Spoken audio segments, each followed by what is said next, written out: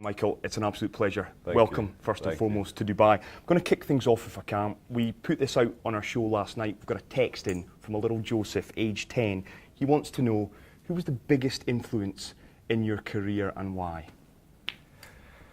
That question is so hard to answer. I've been very fortunate to be surrounded by a group of amazing people who have helped me get to where I am today. Obviously my family is massive. My coach is a huge influence. My agent is, I have so many father figures, and he is like a father figure. My coach is like a father figure. So for me, I've been very fortunate to have a lot of powerful people around me and to help mold me and help me learn more and more through my journey. So for me, it's honestly, I think the reason that it worked so well is because I was open to hearing what they said or hearing what they were trying to help me understand. And that's something I think that went a long way and really helped me become who I am today, where now I actually like who I am. For a while it was hard for me to have self-confidence and self-love. And now I'm able to look at myself in the mirror and love who I see. We had golfing superstar Darren Clark in with us last night. He talked about processes. In order to be a success, Yep. You've got to go through certain processes. Got to ask, were you as addicted to those processes as you were the success at the end? Probably. It's probably a good way of saying it, just because, for me, if I look back to 2000, my first Olympics, that was a process to help me get to where I ended up. The learning experiences that I had from 2000 Olympics helped me in 04. What happened in 04 helped me in 08. What happened in 08, I chose to not let help me in 2012. And in 16, I was able to kind of compile them all together to help me actually be happy and to love what I was doing. So it is a process to go through when you want to be successful at something. It's not, if you look at the city wasn't built in a day, right? So, it takes time to truly reach your goals and reach your potential. And through that process, you will have ups and you will definitely have downs. But I think that's, for me, when I had my downs, that's where I was able to have the support that I had. And for me, always wanting to get better, always wanting to get stronger. And that process, like I said, now I can look at myself in the mirror and be happy with who I see. What was your secret? You've retired now, so hopefully you can divulge this. What were you doing differently that your rivals were not, do you feel? Working harder. Honestly, what I did wasn't rocket science. For me as a kid, I had dreams bigger than anybody else could ever dream, and I wanted to be the greatest. I wanted to be the best, and I think I always wanted to be the first Michael Phelps because I wanted to do things differently than everybody else. So for me, when I went through a span of 5 or 6 years where I didn't miss a single day of training, 365 days a year, that made me different. I got 52 extra days each year than anybody else had. And in the sport of swimming, if you miss one day, it takes you 2 days to get back to where you were. So everybody else is taking a step back on Sunday when they weren't swimming, and I was taking that one step forward. So for me, that's really all it was. I was willing, I think, to make sacrifices. And I think the greats, I love this, the greats do things when they don't always want to. And I think that's what separates good from great. I'll put this question to you. It's one we have on the show time and time again. It's one I have with friends. Nature versus nurture. What one do you put a little bit ahead? What is the stardust that separates? The biggest thing I think that really separated me through my career was my mental game. Everything that was in between my ears. For me, it's just, I eventually got to the point where I was competing against myself because I was so hard on myself. And, for me to improve, I had to get stronger mentally, and I had to find a way to do it. And I think my coach helped me get through that process and learn more. So for me, when I would visualize, I visualize every single, getting up to a meet, I would visualize probably a month or so in advance, just of what could happen, what I want to happen, and what I don't want to happen.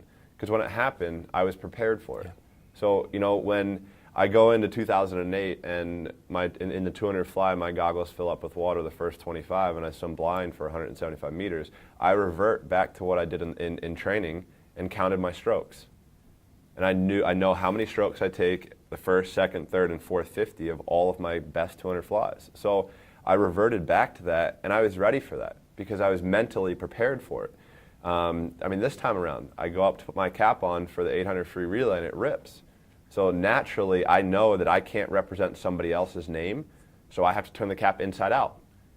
It's just something that I've always been prepared for. It was something my coach did from a very young age and continued to try to just improve that game step by step. I'll follow that up by then asking you, they always say you learn more in defeat than success. You've had an awful lot of success. I've had big defeats, though. Well, let me ask you that. What is the defeat that rankles most? What is the defeat you learned most from? I mean, there have been a couple. I mean, 2002, when I got beat in the 200 fly at Pan Pacs in Fukuoka in Japan. I got beat in the 200 fly because I felt that I wanted to do the training my way and not listen to what my coach was saying. So that was a good learning experience for me earlier in my career, just to trust my coach more. Another one was the 200 fly in 2012 in London. I mean, I didn't watch that race for 2 or 3 years because it me off, to be honest. Like, because I mean, what I did cost me the race. You know, missing my third turn cost me the race. Not going to work out when I should have cost me that race. So it was my fault, and I got what I deserved. But so those, I mean, for me, when I did have a defeat, I'm obviously very quiet. I'm very upset, and I know that when I'm training, that's still in my head. That those replays still play in my head because I don't want that feeling again. I never want the feeling of defeat, and that's what kept me going and kept me going harder and harder every day. I mean, for me, I think the biggest thing was the sacrifices that I made in training. Like, I mean, go back to what I said. Like, I did things differently than other people did in training. I worked harder than they did. You know, somebody asked me the other day. They said, "Do you feel bad about winning medals?" And I looked at him like, I was like, huh? It's like, no, not one bit. Like, that's why I went to practice every day. That's why I worked as hard as I did every day, because I didn't want anybody to beat me. I wanted to stay on top of the mountain as long as I could, and if somebody wanted to knock me off, I was ready for a challenge. Last couple, very, very quickly. I want to empty your mind. First luck. thing that springs into your mind, Bolt or Phelps? I mean, I have to say myself, right? Good, I mean, good I have man. to say me. And very quickly, 2020 is on the horizon. It's the question I'm sure you've been asked time and time again. My missus, before I walked out the house this morning, she said, "I want to see him in swimming trunks again." Not happening. No, I'm done. I mean, for me, like, look, like, 5 Olympics is more probably than I ever thought I would be in. And you know, I think after 2012, not having a successful Olympics, in my opinion, I think kind of haunted me for a couple of years, and you know, I was the only one that could, I guess, decide and truly commit to coming back again. And when I did, I knew I was going to do it the right way, and that was the only way to do it. I wasn't going to waste 2 or 3 years of my life to kind of half-ass it. So I wanted to truly come back and exit the sport on my terms. I think that was the biggest thing. And for me, I mean, I don't know if it came across on TV, but for me, I was the happiest I've ever been in Olympics this time around. You know, having my son and my wife in the stands and my family in the stands, you know, just being able to, just finish my career, in my opinion, the perfect way.